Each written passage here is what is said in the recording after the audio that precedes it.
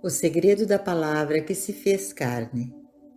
No princípio era o Verbo, e o Verbo estava com Deus, e o Verbo era Deus. Ele estava no princípio com Deus. Todas as coisas foram feitas por ele, e sem ele nada do que foi feito se fez. Nele estava a vida, e a vida era a luz dos homens. E a luz resplandece nas trevas, e as trevas não a compreenderam. Houve um homem enviado de Deus, cujo nome era João. Este veio para o testemunho, para que testificasse da luz, para que todos crescem por ele. Não era ele a luz, mas para que testificasse da luz.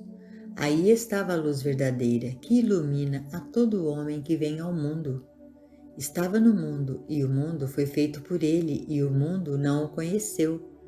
Veio para o que era seu, e os seus não o receberam.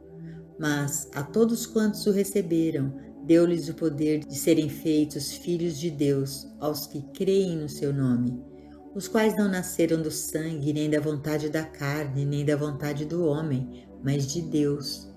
E o Verbo se fez carne e habitou entre nós, e vimos a sua glória, como a glória do unigênito do Pai, cheio de graça e de verdade. João 1, 1-14. A palavra torna-se carne, isto é, a palavra torna-se o Filho de Deus na consciência dos homens. A consciência da maioria dos homens está nas trevas e não pode receber ou acreditar no Filho de Deus. Mas para aqueles que podem recebê-lo, para aqueles que têm alguma intuição espiritual, o Filho de Deus pode vir e ser recebido. E ainda que o Filho de Deus seja recebido por uma única pessoa em todo o mundo, isso torna possível para todos os homens, para nós também, nos tornarmos filhos de Deus. Todos os místicos do mundo revelaram que existe apenas um eu, um ser infinito. Deus criou o ser individual, você e eu individuais, à imagem e semelhança de si mesmo, não através do ato de concepção humana e nascimento, mas ele enviou o homem como expressão e manifestação de tudo o que ele é e tem, e isso sem nenhum processo. Por causa deste relacionamento espiritual com Deus, o homem é um com seu Criador, embora em algum momento remoto ele tenha deixado a casa de seu pai, decidindo ser algo por si mesmo, tornando-se assim o filho pródigo. Ele não estava satisfeito em compartilhar a sabedoria do pai, sua riqueza e sua graça. Por isso, quando ele se afastou da casa do Pai, daquele divino eu, ele levou consigo o senso pessoal do eu, tentando fazer seu caminho por meio de seus próprios esforços e sua própria sabedoria, mas falhando miseravelmente. Eis aí, em essência, toda a história da raça humana. É a história do homem natural, que não está sob a lei de Deus. Essa tem sido a experiência de cada um de nós. Antes de entendermos a natureza de Deus e do ser individual, talvez tenhamos pensado em Deus como algum ser distante, provavelmente sentado em uma nuvem ou no céu, uma espécie de pai super-humano que nos recompensa quando somos bons, se é que acontece de ele perceber isso, e que nos pune quando somos maus, o que ele já sempre nota. Nesses dias obscuros, Deus seria uma espécie de super Papai Noel, que se conseguíssemos agradar, poderia ser condescendente e fazer algo por nós, e se nós o desagradássemos, nos manteria em algum tipo de escuridão ou nos daria algum castigo. Nessa fase obscura, nós tivemos que confiar em nós mesmos, sozinhos, para progredirmos na vida, ganharmos a vida pelo suor do nosso rosto. Prosseguimos por uma vida sujeita a todas suas leis materiais, saúde, economia e legalidade, muitas delas infundadas e injustas, e vivermos sob dominação, às vezes da família e às vezes do governo. Nós não tivemos acesso a qualquer coisa de natureza espiritual que pudesse resolver nossos problemas ou ser de alguma ajuda em caso de emergência. Fomos seres humanos não esclarecidos, não iluminados. Nós estávamos na escuridão, nós nos envolvemos numa sensação de personalidade separada de Deus. Deus estava a milhões de anos-luz de distância, além das estrelas. E nesse sentido de separação, acreditamos que nossos pecados e os de todos os nossos antepassados operavam para nos manter longe de Deus. No mais íntimo de nossos corações, sentíamos-nos insatisfeitos e incompletos, porque não conhecíamos a riqueza do Filho de Deus, nem a saúde e a perfeição da vida eterna. Sentindo essa ausência, esse sentido de separação e de incompletude, chegamos dentro de nós mesmos e perguntamos: ó Deus, onde estás? Existe um Deus ou tenho me iludido? Existe um ser supremo ou eu tenho me enganado em tentar encontrar um? Esta súplica interior testemunhou o vazio em algum lugar dentro de nós, e esse vazio clamou por ser preenchido. Este vácuo, esta sensação de separação, pode ter aparecido em nós como pecado, falso apetite, doença ou pobreza. Que diferença faz quanto à forma? No entanto, apareceu, foi realmente uma sensação de incompletude, e isso trouxe dentro de nós um desejo de sermos completos e plenos. Podemos ter interpretado isso como um desejo de sermos saudáveis, ou termos uma oferta suficiente, ou como anseio por companheirismo, mas dentro de nós, nosso verdadeiro desejo foi de reunirmos-nos com a nossa fonte. No entanto, ao mesmo tempo, essa palavra se fez carne, esse Filho de Deus habitou em nós, mas foi envolto com tanta escuridão que não conseguimos percebê-lo. Nós não estávamos cientes de sua presença. Então, nessa escuridão espiritual, trazida sobre nós pela nossa ignorância da verdade, de que dentro de nós está a palavra feita carne, essa luz do mundo, nós lutamos por nós mesmos com a pouca sabedoria humana ou força humana que tivemos. Mas se nós lutamos por uma cura ou por sermos livres do pecado, falsos apetites ou por carência, o que estávamos realmente lutando era para voltarmos para a casa de nosso Pai, para deixarmos de lado esse sentido do eu pessoal e mais uma vez descansarmos na certeza de que não somos pródigos. Lutando com desejo sincero, esse falso senso pessoal cai e a harmonia aparece. Em nossa ignorância chamamos isso de cura, mas não é. É o surgimento de nossa identidade divina. Paulo justamente declarou: nem a morte nem a vida são capazes de nos separar do amor de Deus. Na realidade, nunca fomos separados de Deus. Nunca nos separamos do nosso bem, da nossa unidade e completude. Mas desde o momento em que éramos bebês, fomos ensinados sobre um eu pessoal e temos, portanto, nos envolvido nesse falso senso do eu que afirma: eu sou Maria, eu sou Bill, eu sou Joel, em vez de humildemente perceber: fique quieto e saiba que eu sou Deus. Eu no centro de mim é Deus e, portanto, eu vivo pela graça e pela harmonia divina. Viver por essa herança divina não significa que não trabalharemos. Não há provisão no céu ou na terra para parasitas. Independente da riqueza material que podemos herdar, não podemos nos sentar e assistir o sol nascer e se pôr indefinidamente, sem trabalhar e, de alguma forma, sem fazer uma contribuição para este mundo. Assim, apesar de sermos herdeiros de Deus, é através da nossa realização espiritual, em última análise, que deriva o nosso bem de Deus. Então, trabalharemos mais horas e mais diligentemente do que fizemos quando estávamos trabalhando apenas para viver, porque agora percebemos que não podemos manifestar a glória de Deus apenas 8 ou 12 horas por dia. Leva-se 24 horas por todos os dias para mostrar a graça de Deus e a glória de Deus. Toda a vida se torna uma questão de deixar essa influência espiritual fluir através de nós. E porque estamos unidos um com o outro, tudo que flui do Pai para qualquer um de nós é instantaneamente compartilhado por todos nós. Nada pode entrar em nossa experiência, exceto através de uma atividade da nossa consciência. É através da nossa consciência que mantemos uma sensação de separação de Deus e do bem, do bem-estar, do companheirismo, da totalidade e completude. Mas é também através de nossa consciência, quando conscientemente nos tornamos um com a fonte de todo o bem, que somos restaurados por essa percebida unidade com Deus.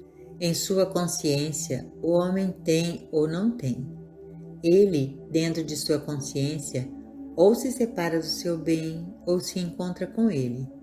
O que for preciso, portanto, para satisfazê-lo no presente nível de vida, só pode vir a ele através de um ato consciente, e esse ato deve ser repetido uma e outra vez, até que eventualmente culmine em união consciente com Deus.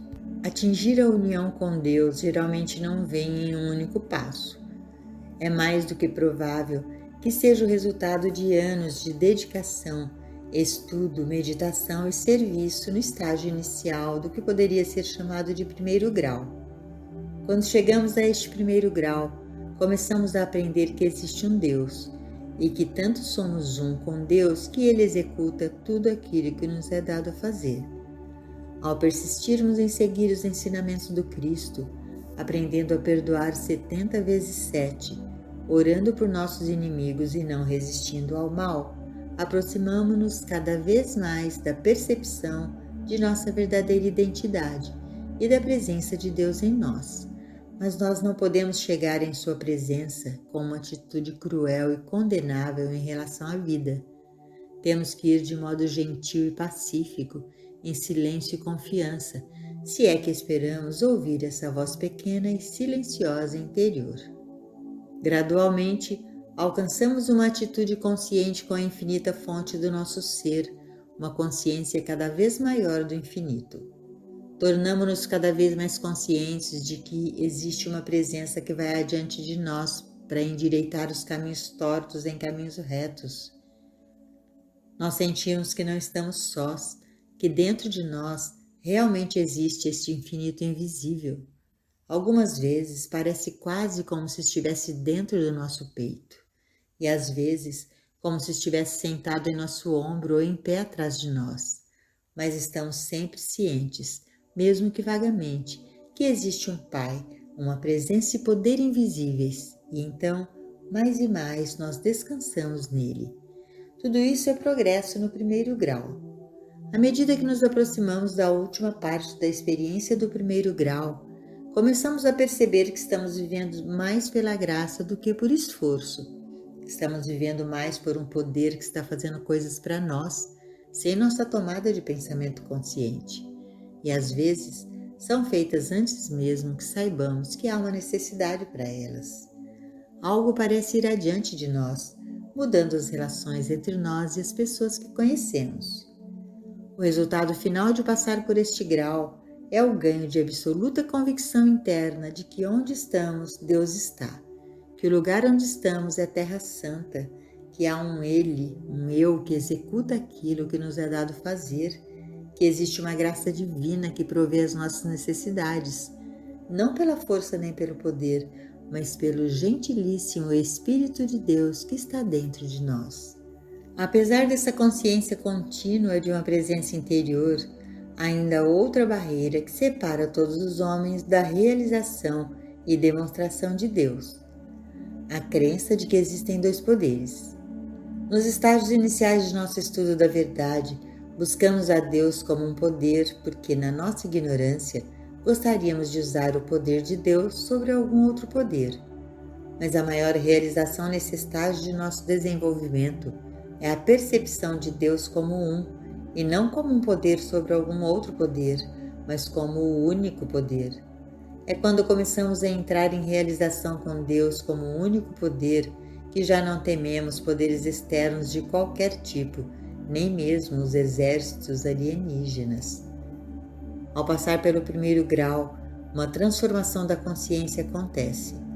E na medida em que alcançamos uma consciência da presença de Deus e uma percepção do infinito invisível, nós começamos a perder nosso ódio, nosso medo e nosso apego pelo mundo externo. Nós não temos mais ódio ou medo de germes, infecções, contágios, epidemias ou acidentes. Nós não mais odiamos, tememos ou amamos qualquer variedade expressa.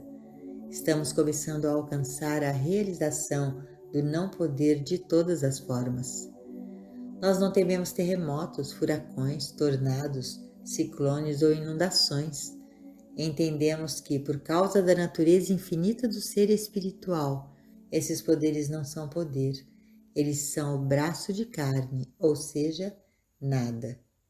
Através da construção e do fortalecimento de nossa percepção de Deus como presença, como lei, como vida eterna e como paz, nós estamos, ao mesmo tempo, perdendo o medo de todas as formas materiais, quer apareçam como condição ou pessoa. Começamos a sentir-nos como o Mestre sentiu-se diante de Pilatos. Tu não terias poder algum sobre mim se não te fosse dado pelo alto. Através de nossa consciência iluminada, percebemos que todos os males deste mundo são apenas sombras trazidas pela crença universal em dois poderes, e vamos perdendo esta crença na medida em que Deus torna-se mais e mais real como uma presença e um poder.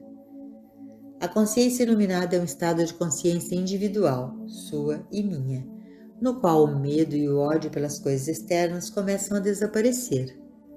O amor indevido pelas coisas deste mundo diminui, embora isso não signifique que não devamos apreciar as coisas belas da vida, experimentá-las e se servirem a um propósito, até mesmo possuí-las. Isso não significa que não devemos desfrutar de uma bela casa. Se assim tiver que ser, ela será trazida para nossa experiência. Isso não significa que não devemos desfrutar de riqueza, pois se a riqueza vier, isso significa que não devemos nos apegar a nenhuma forma material, fazendo disso uma necessidade, algo importante em nossa vida, quando realmente sabemos que são apenas parte de uma imagem passageira. Perder nosso ódio, medo ou amor pelo reino externo não é algo alcançado de boca, por palavras ou elaboração de afirmações ou declarações, mas somente pelo desenvolvimento da nossa consciência, através da realização da presença divina, que afinal percebemos ser o próprio eu do nosso ser. No começo de nossa jornada espiritual, estávamos na escuridão, na ignorância espiritual grosseira. Nós não sabíamos a verdade. Por causa disso, nós vivíamos na consciência material e todo o nosso sentido da vida era materialista. Tudo o que pensávamos era do ponto de vista material e foi atribuído o poder à matéria ou à forma, tanto para o bem quanto para o mal. Nós estávamos conscientes de nós mesmos como indivíduos, vivendo nossas próprias vidas, flutuando entre sucessos e fracassos. Tudo porque estávamos limitados à nossa própria mente, nossa força física e nosso senso pessoal de certo e errado. Uma das primeiras coisas que aprendemos foi que não estamos sozinhos. Há uma presença dentro de nós, uma presença maior do que qualquer coisa do mundo, uma presença que no começo nós chamamos de Ele, não por qualquer razão particular, porque esta presença não tem gênero, não é homem nem mulher, é incorpórea e espiritual, nunca pode ser vista ou ouvida, provada, tocada ou cheirada. Só a conhecemos por nossa experiência. Podemos dizer que a sentimos, mas não a sentimos através de qualquer sensação de tato que temos. Mais corretamente, nós podemos dizer que estamos conscientes da sua presença. Nós praticamos essa presença, a qual mais tarde identificamos como Deus, acordando de manhã e reconhecendo que Deus nos deu este dia, que Deus rege o dia e a noite, e assim como Deus governa todas as forças da natureza, assim Ele também nos governa. Como seres humanos, não somos governados por Deus, nem estamos sob a lei de Deus, e por isso tudo pode nos acontecer, qualquer coisa, desde escorregar na banheira até correr na frente do automóvel, ou pegar um pequeno germe e ficar de cama por semanas.